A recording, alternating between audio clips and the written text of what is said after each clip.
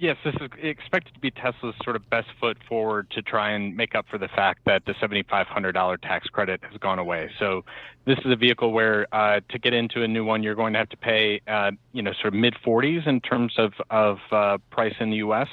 And so, I guess this sort of it remains to be seen sort of where they'll price this vehicle, but the hope would be, maybe south of $40,000 to get it to where it's more affordable for people who were sort of on the edge of whether or not they could afford a Tesla, one at the time when the federal government was, incentivizing consumers to purchase them in the U.S. Okay, south of 40,000 still sounds kind of pricey to me, especially when you have Chinese-made EVs sold for a lot cheaper elsewhere around the world. Granted, they're not coming to U.S. streets anytime soon for different reasons. But Craig, what would this cheaper model feature or not feature in this case? I think that's one of the things that we'll be on the lookout for too. I mean, the Model Y is a vehicle with a lot of sort of bells and whistles that could be taken away to make it sort of more affordable for Tesla to afford it, and therefore sort of allow for them to offer a cheaper version without crimping their margins too much. Some examples that come to mind, the vehicle has a glass roof that is incrementally more expensive than just a sort of typical roof. So you could see maybe a change there. You could see the company use a smaller battery, and anytime you sort of shrink the battery down, of course, there's going to be some sacrifice on a range perspective, but that should make the vehicle more affordable for the end consumer. So those are just a couple of ways that are pretty simple and straightforward. Maybe some sort of like lighting fixtures, things like that.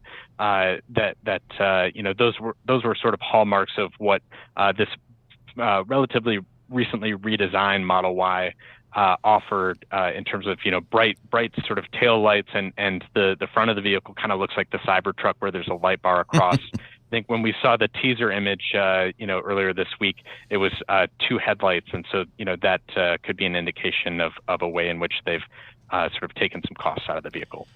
Craig, as we think about spurring the next round or next wave of EV demand, how much is price a driver there versus, say, I don't know, lack of a really good charging network, or maybe people just don't really want EVs? How much has Tesla said, boy, if we lower the price, we're going to really spur demand? Yeah, I mean, I think to Tesla's credit, they've really addressed the charging question, much more thoroughly than any other manufacturer, and they've sort of taken it upon themselves to do so.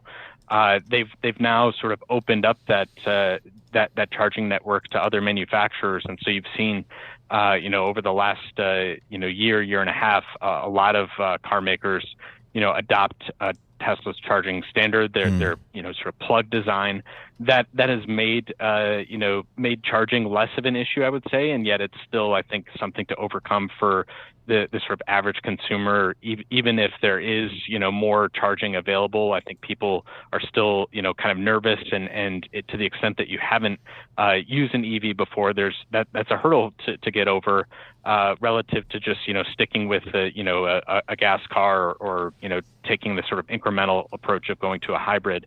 But to answer your question about how much price is an issue, I think it's massive. It's a big difference in terms of what you can expect to pay for an electric vehicle versus a gas car. There's still a sort of stubborn premium that we've yet to really close, and until and unless we're able to get closer to parity, I think electric vehicles are going to have a harder time catching on in the U.S. market.